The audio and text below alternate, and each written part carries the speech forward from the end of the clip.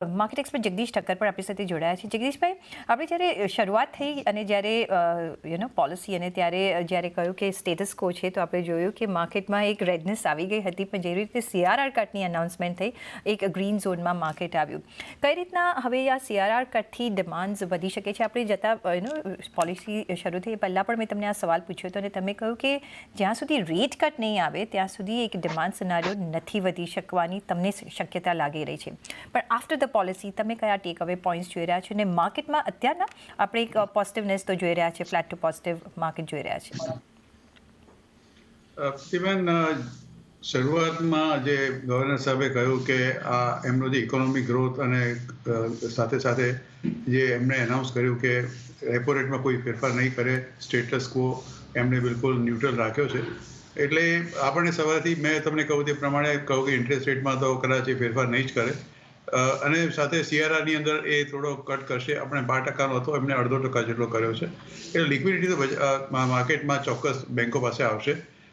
Repo rate નહીં change કરવાના ઘણા બધા કારણો એમણે કહ્યા. મેં તમને શરૂઆતમાં પણ કહ્યું કે એમને સૌથી વધારે મોટી ચિંતા જે રૂપિયાનું જે અત્યારે વલણ છે ડોલરની સામે, બીજા કમ્પેર ટુ ધ પીએસ, એની સામે કદાચ વધારે રૂપિયો ઘટે તો બહુ મોટું નુકસાન થઈ શકે એવું છે. અને એમણે આખો જે GDPનો ગ્રોથ હતો, જે એમને લગભગ 7.2 પહેલાં એસ્ટિમેટ કર્યો હતો, એનો ઘટાડીને હવે FY25 માટે 6.6% કરી નાખ્યો છે.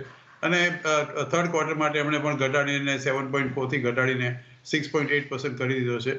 એટલે ઓવરઓલ આખા વર્ષનું તમે જુઓ તો ફોરકાસ્ટ એમણે હવે 7.3થી ઘટાડીને 6.9 કર્યું છે. આ એક એવો ઇન્ડિકેશન છે કે થર્ડ અને ફોર્થ ક્વાર્ટરમાં પણ કદાચ જે સિલસિલો ફર્સ્ટ ક્વાર્ટરમાં, સેકન્ડ ક્વાર્ટરમાં જે ચાલુ રહ્યો છે, ખાસ કરીને સેકન્ડ ક્વાર્ટર ઓફ 2024-25, એ હવે પછીના ક્વાર્ટરમાં પણ ચાલુ રહેશે. પણ અને ઇન્ફ્લેશનના એસ્ટિમેટ પણ એમણે વધારી દીધા છે.